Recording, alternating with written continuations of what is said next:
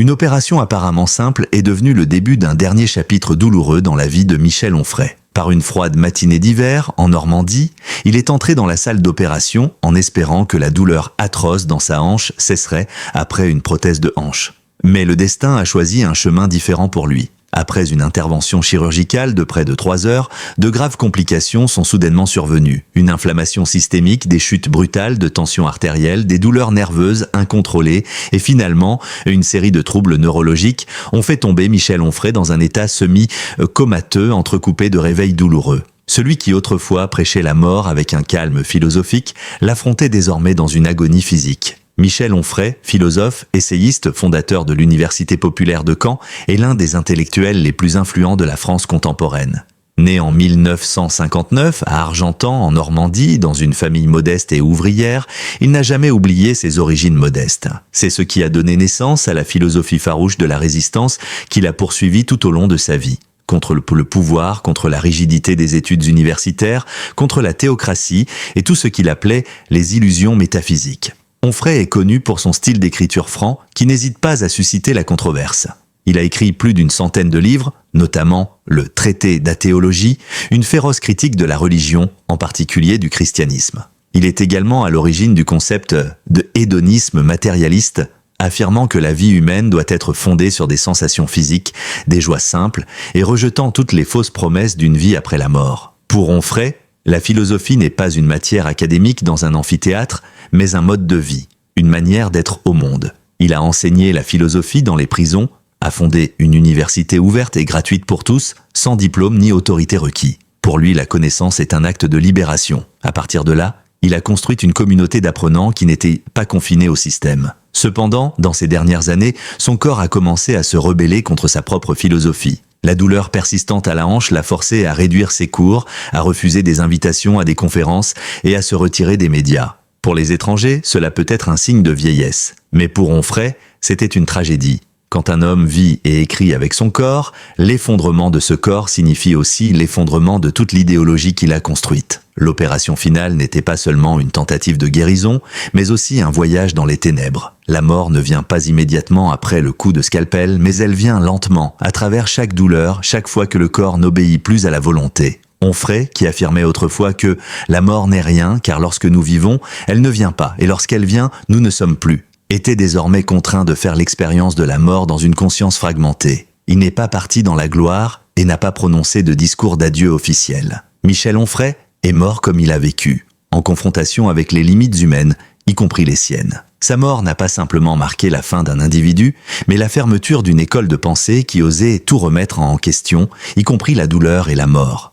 La mort douloureuse de Michel Onfray a non seulement laissé du chagrin dans le cœur des amateurs de philosophie, mais a également soulevé une grande question. Que restera-t-il après une vie philosophique contre toutes les formes de pouvoir et d'érudition orthodoxe ? Avec plus de 40 ans de dévouement à la bataille entre la raison et la fantaisie, entre le plaisir terrestre et l'illusion métaphysique, Michel Onfray a laissé derrière lui un immense héritage, non seulement à travers des livres, mais aussi à travers une façon de penser, une attitude face à la vie. L'une de ses plus grandes réalisations fut la création et le développement de l'Université populaire de Caen. Il ne s'agit pas d'une institution éducative symbolique, mais d'une forme de protestation active.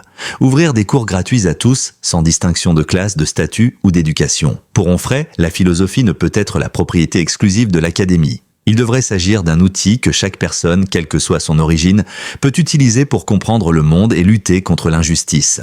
Sa pensée s'articulait autour du matérialisme hédoniste, qui remettait en question la notion de sacrifice pour l'au-delà ou de vivre pour un paradis imaginaire. Il croyait que le corps était le centre de la conscience, que les sentiments, les désirs et les besoins terrestres ne devaient pas être considérés comme vils. Dans le monde de Michel Onfray, la joie de vivre est un acte politique. Rejeter le contrôle de la théocratie, rejeter l'ascétisme, rejeter même les vaines promesses de salut après la mort. C'est cette vision qui a fait de lui un philosophe profondément controversé. Certains le saluent comme une sommité des temps modernes, une voix indépendante qui a refusé de se plier à toute idéologie, de gauche, de droite ou religieuse. Mais nombreux sont ceux qui le critiquent aussi comme un extrémiste, un choquant, un anti-philosophe, alors qu'il critique ouvertement de nombreuses icônes philosophiques de françaises modernes comme Sartre, Derrida ou Deleuze. C'est pourtant précisément cette contradiction qui a créé sa position particulière dans le paysage intellectuel contemporain.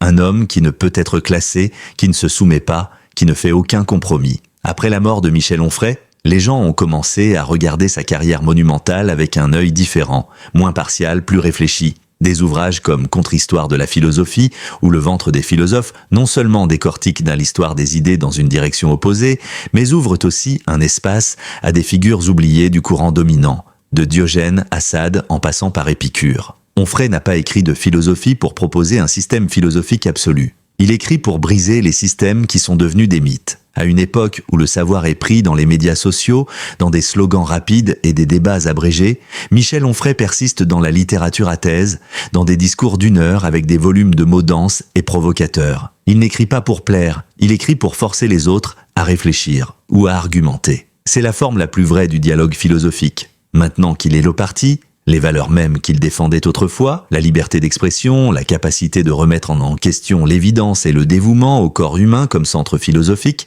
sont devenus parmi les problèmes les plus urgents de la société contemporaine. Qu'on soit d'accord ou non avec lui, personne ne peut le nier. Michel Onfray a obligé la philosophie à sortir de sa tour d'ivoire et à entrer dans la vie quotidienne avec toute sa rudesse, son absurdité et sa douleur. Michel Onfray est peut-être mort, mais sa bataille contre les ténèbres, sous toutes ses formes, est loin d'être terminée. Les livres qu'il a laissés derrière lui, les cours gratuits, les voix inflexibles, continueront de vivre comme un défi lancé à chaque génération future, penser et oser penser différemment.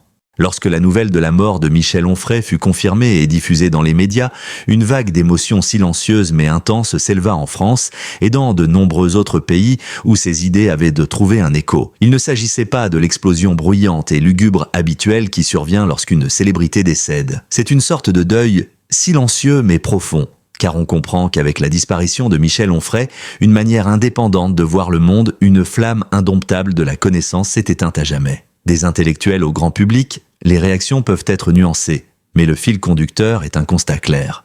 Michel Onfray n'est pas un philosophe comme les autres.